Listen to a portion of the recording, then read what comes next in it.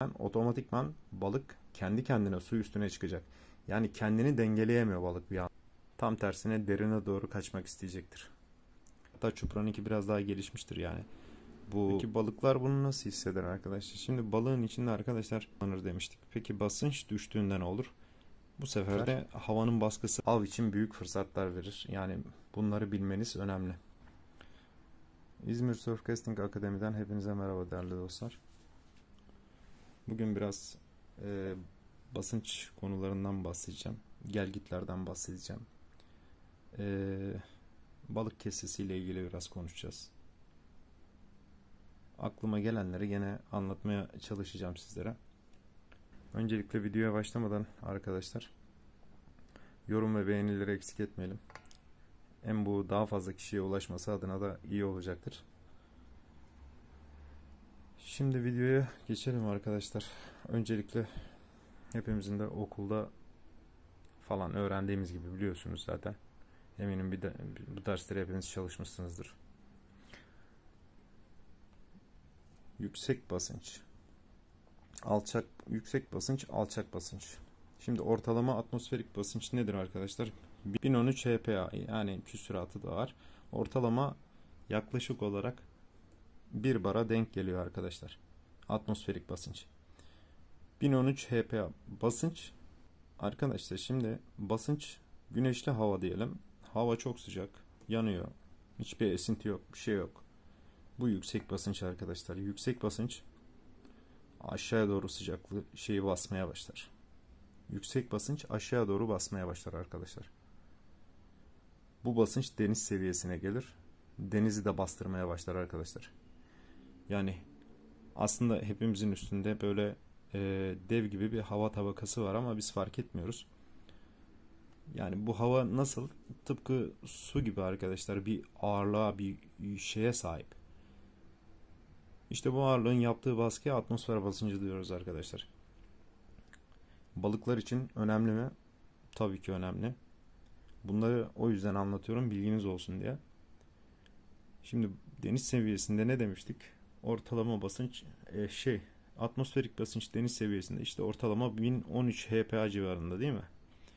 Yani denizin yüzeye, karaya, hatta bizim üzerimize bile sürekli bir hava ağırlığı basmakta, devamlı sürekli basmakta. Ne oluyor demiştik? Basınç yükseldiğinde örneğin 1013'ten 1020 HPA çıktı. Ne oldu? Hava daha çok ağırlaşmış oluyor arkadaşlar. Örneğin 1000 HPA'lara düştü diyelim. Bu da ne oluyor? Üzerimizdeki havayı ve binen yükü hafifletmiş oluyor değerli dostlar. Tabi basınç azalmış oluyor bu şekilde. Şimdi bu suyu nasıl etkiler arkadaşlar? Şimdi basınç yükseldiğinde su yüzeyine ne demiştik? Daha fazla basınç ve kuvvet uygulanır. Yani suyun üstü sıkışmaya başlar. Deniz seviyesi ne olur arkadaşlar? Suyun üstü de sıkıştıkça ne olur? Deniz seviyesi birkaç santimetreye kadar düşer arkadaşlar. Yani 1010 HPA'dan diyelim 1020 HPA'ya çıktığı zaman ne olur? En fazla bir 10 santim seviye farkı oluşur. Peki balıklar bunu nasıl hisseder arkadaşlar? Şimdi balığın içinde arkadaşlar, özellikle kemikli balıklarda falan içini temizlerken falan görmüşsünüzdür. Yani balığın içinde, çupralarda dahi içinde gaz kesesi denen bir yapı var. Hatta çupranınki biraz daha gelişmiştir yani. Bu içindeki gaz, fazla gazı kana verebiliyor. Aynı zamanda tekrar gerektiğinde eski keseye çekebiliyor bu gazı tekrardan. Her neyse. Ya bazı balıklar da hassastır arkadaşlar. Mesela 10 metre diyelim ki kefal, 5-10 metre aralıkta gezen bir balık. Bunların basınçları farklı arkadaşlar. Genel yani ideal basınç aralığı diyelim ki çuprada mesela nedir diyelim? XX değerdir. Ötekinde nedir? XX değerdir. Hangi basınç aralıklarında yaşadıkları önemli hayvanların arkadaşlar. Kimi balıklar kıyı balıklarıdır. Yani levrek gibi balıkları demiyorum ama onlarınki daha farklı. Hepsinin yaşam aralığı ve su sıcaklıkları daha farklı. Çupralar için mesela 18-25 derece arası olması lazımdı ortalama.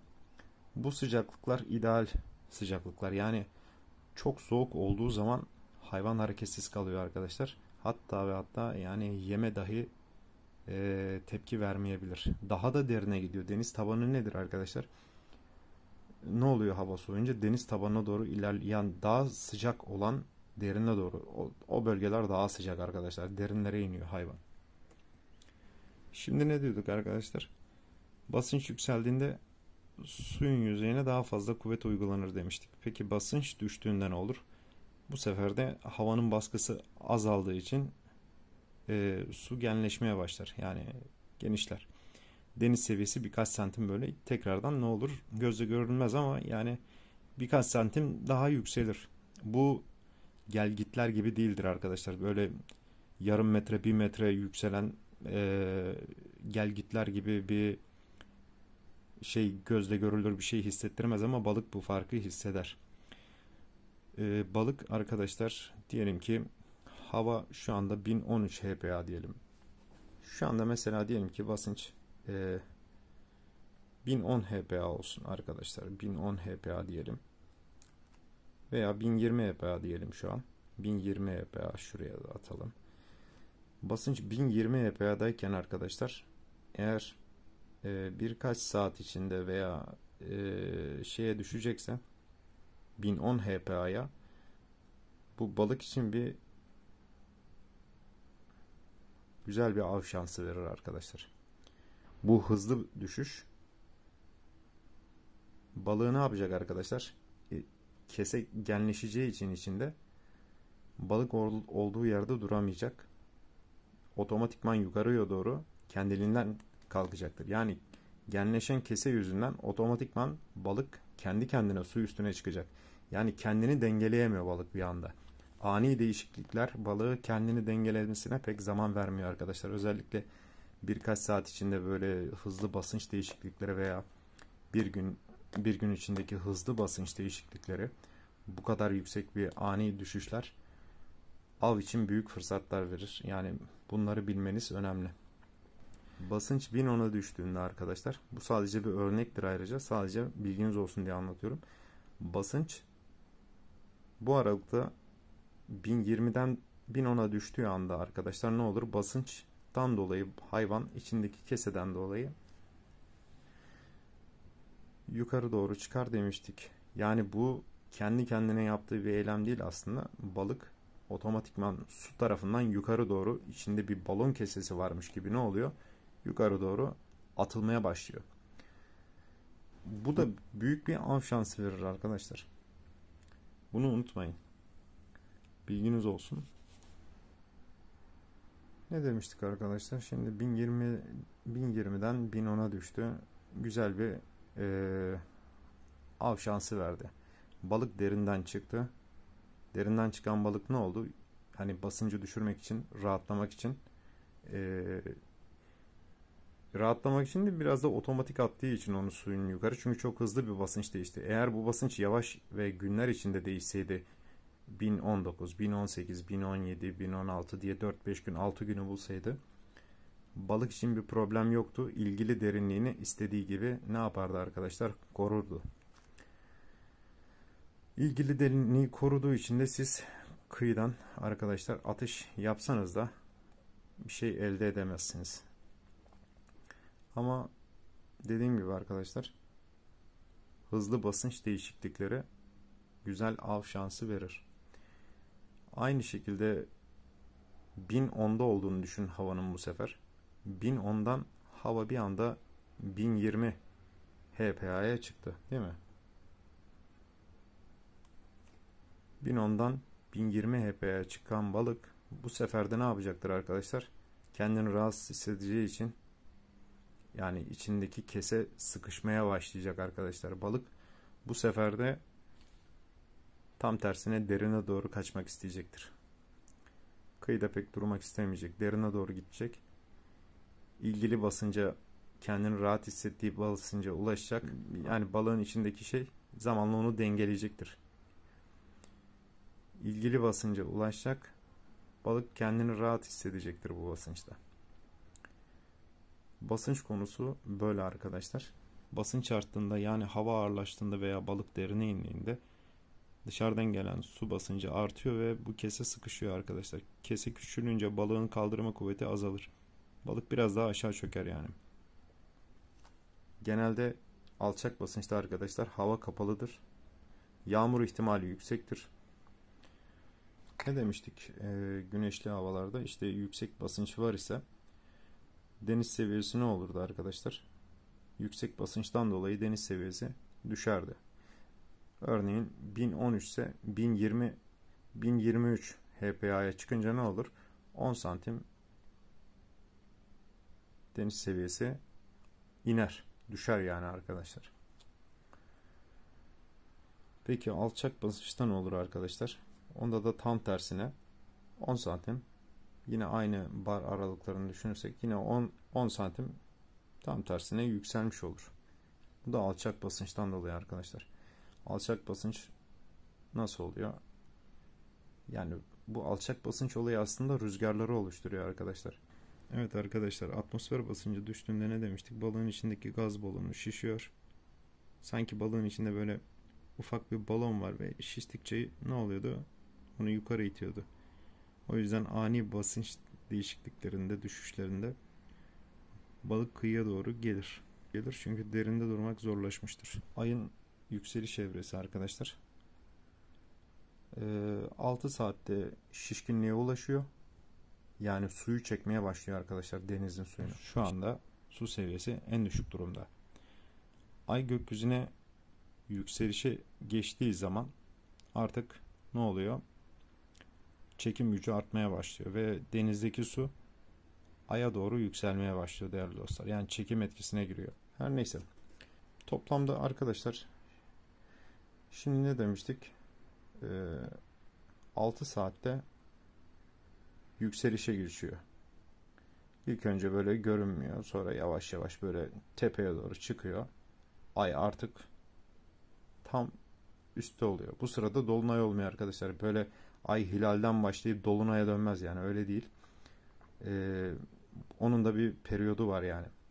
İlk dördün ıvır zıvır gibi periyotları var. Bu şekilde ayı gördünüz diyelim. Çok ufak görünüyor. Ondan sonra yandan böyle çıkmaya başlıyor. Bu yükseliş 6 saat sürüyor. 6 saat yükseliş konumundan sonra yine düşüşe geçmesi de 6 saat sürüyor arkadaşlar. Toplamda 12 saat. Yani özellikle bu balık için neden önemli? Her balıkçının arkadaşlar şeyi vardır, bir telefonunda olsun veya bir not aldığı bir kağıt vesaire yanında olması lazım zaten. Aldığınız balığın zamanını arkadaşlar, ayın konumu, diyelim ki ayın konumu buradayken balığı aldınız. Alındı diyelim. Şuradayken balığı aldınız. Bu konumdan yaklaşık ertesi gün 45-50 dakika sonra ne yapacak? Yani ay ve dünyanın yörüngeleri zamanlaması farklı olduğu için 45 dakika bir gecikmeyle bu balığı ben bugün saat diyelim ki 8'de aldım. Saat 08'de aldım. Yarın ertesi gün ne olacak? 08:45. Yani 08:45 dakika. 45 dakika sonra ertesi gün ne olacak? Bir 45 dakika daha sarkacaktır. Her gün bu şekilde, yani bu saatte sabah 8'de geldim balık alamadım deyip geri dönmeyin. Yani bir 45 dakika sonra bekleyin.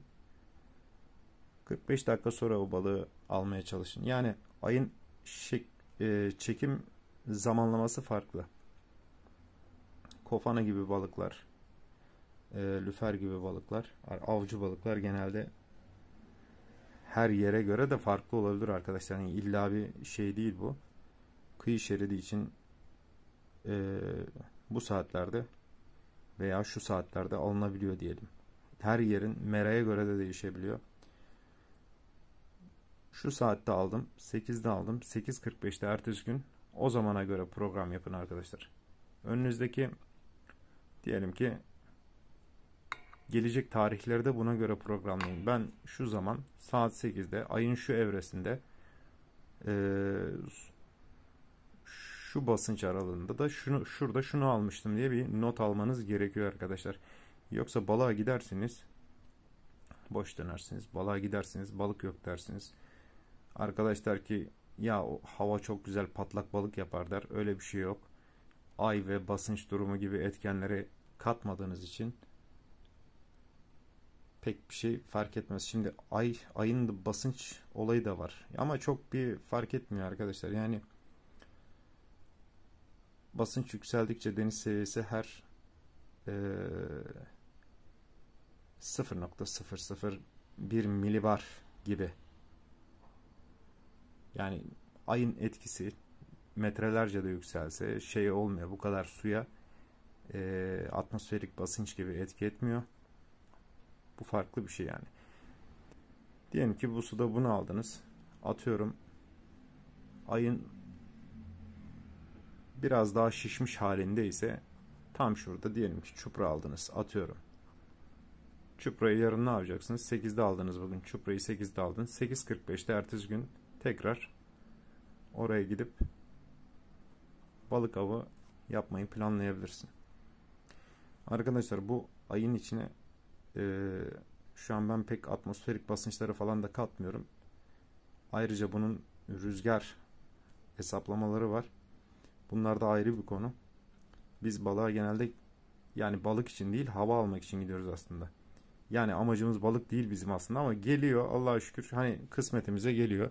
Alıyoruz o zaman da dönüyoruz. Mesela balığa gitmek av yapmak, balığı katletmek değil yani. Aslında balığa şunun için gidin. Balığa gidip bugün biraz hava alacağım diye çıkın evden yani. Ne demiştik? İşte burada saat 8'de kofan aldım. Yarın saat 45'te alacağım. Çupra aldım. Saat 8'de aldım. Yarın 8.45'te. Ertesi gün tekrar zamanlama gecikeceği için 8.45'te gitmesi gerekiyor. Yani ortalama 45 dakika kayıyor arkadaşlar. Genelde arkadaşlar şunu da söyleyeyim size. Ek bilgi olsun. Ay kavak gibiyken böyle birçok balık çupra gibi yani bunlar genelde böyle sabah suyu akşam suyunun verimli olduğu zaman dilimi o yüzden verimli arkadaşlar. Balık kendini rahat hissediyor arkadaşlar. Suda istediği gibi gezinebiliyor. Açık bir havada ne yapmıyor veya güneşli bir havada ne yapmıyor? Yakamoz var veya suda. Su açık. Çok belirgin sularda hayvan tedirgin oluyor. Ya saklanıyor ya diplerde oluyor, uzaklarda oluyor. Yani uzak kalıyor. Toplam 4 gel git var demiştik. 6 saatte su yükselişe geçer. Yani ay suyu iyicene şişirmeye başlar. Sonrasında 6 saatte tekrardan düşüş moduna geçer. Burada balık aldın, not aldın. Şurada balık aldın, not aldın. Diyelim ki şurada balık aldın, şurada balık aldın. Bunları ne yapacaksın arkadaşlar? Hepsine XX şu şeyde not alacaksın ki hangisini hangi aralıkta hangi aralıkta aldığını hesabını yapacaksın arkadaşlar. Bunlar önemli. Biz bazen diyoruz tabii ki basınç tek başına bir etken değil. Bunu söylemiştim daha önceki videolarda. Basınç tek başına bir şey taşımıyor. Bazen basınç çok farklı olur. Hayvan yemlenmek için gelir yani. O da ayrı bir konu. Yani şu aklıma geldi. Buna da şey diyorlar. Büyük gelgit diyorlardı sanırım. Evet. Yani ayla güneşin aynı düzlemde olup çekim gücünü daha da maksimize etmesine büyük gelgit diyorlardı. Bunu da böylece söylemiş olduk. Eğer ben bunları aklımda tutamam, not alamam vesaire gibi balığı hangi zamanda aldım hep karıştırıyorum veya ayın hangi dakikasında hangi şişme noktasındaydı falan filan karıştırıyorsunuz arkadaşlar şey de yapabilirsiniz. Windy'den de yardım alabilirsiniz. Bunun gibi programlar var. Windy özel bir şey değil. Onun gibi milyonlarca program var. Gel git zamanlarına arkadaşlar örneğin bir ayın şişip çekilme eğrisini gösteren bir şey düşünelim şu şekilde. arkadaşlar burada su şişmiş. Tam buraya gelmiş. Burada balık almışsın. Yani Windy gibi programlardan destek alabilirsiniz. Buna benzer birçok program var. Hangi zamanda, hangi saatte aldığınızı nokta atışıyla daha net, daha garanti bilgiler ayarlayabilirsiniz notlarınız için. Şimdi şöyle bir konu var arkadaşlar. Bunların tümünü değerlendirirken aynı zamanda bunun içinde rüzgar ve basınç gibi etmenleri koymadım. Yani tabii rüzgarı da hesaplayın. Aynı zamanda basıncı da hesaplayın. Gelgit olaylarını da katın içine.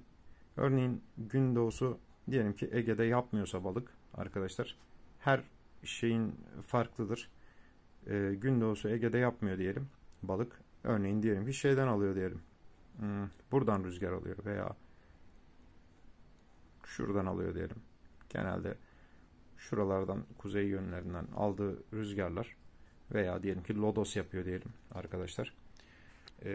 Balık yapıyor diyelim atıyorum ama gün doğusundan dediğim gibi yapmıyor. Ama İstanbul'da ne yapıyor arkadaşlar? Mesela Boğaz'da gün doğusu gayet denizi bayağı bir çalkalandırıyor. İyi verim alınıyor arkadaşlar.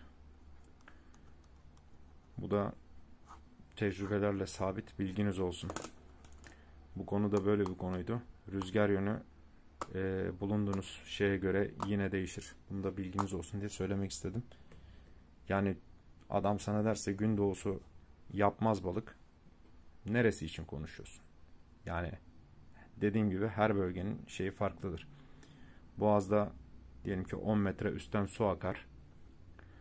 Alt farklı yöne akar yani. 10 metrede diyelim ki alttaki su farklı yöne akar. Tam tersi yöne akar arkadaşlar. Hatta eski gemiler, o zaman motorlu falan olmayan gemiler Boğaz'dan nasıl çıkıyordu siz düşünün. Sepet gibi bir şey salarlardı altta. Bu sepetle indiriyorlar iple. Su sepete dolduğunda ne oluyor? Ağırlık şeyiyle birlikte onu çekiyor. Bu bilgiyi de herkes bilmez. Eski balıkçılar iyi bilir ama. Bunun yardımıyla çıkış yapıyorlar. Şimdi motor gücüyle falan da zor çıkarsın yani. Yelkenliyle belki bile bu şekilde sepet sistemiyle çıkıyorlardı. Eskiden öyle motorlar mı vardı arkadaşlar? Neyse. Bu işte arkadaşlar rüzgarın suya yön vermesi, dip akıntılar. Aynı zamanda şöyle bir olay daha var. Bunu da ekleyeyim hatta. Kafanız iyicene karışabilir ama bunları anlayın diye anlatıyorum. Bir de yerkürenin şeyi var arkadaşlar. Çekirdek dönüşüyle alakalı bir suyun devinimi var yani. Bu su devinimi de arkadaşlar örneğin üstten 10 metre rüzgarın etkisiyle bu tarafa akıyor. Alttaki su bu şekilde akıyor.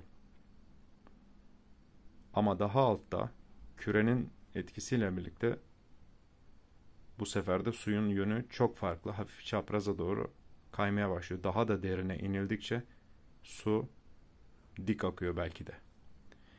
Bu da yerkürenin yani dünyanın işte dönmesinin etkisiyle falan oluşan bir şey. Bunu da böyleyle anlatmış oldum hepinize.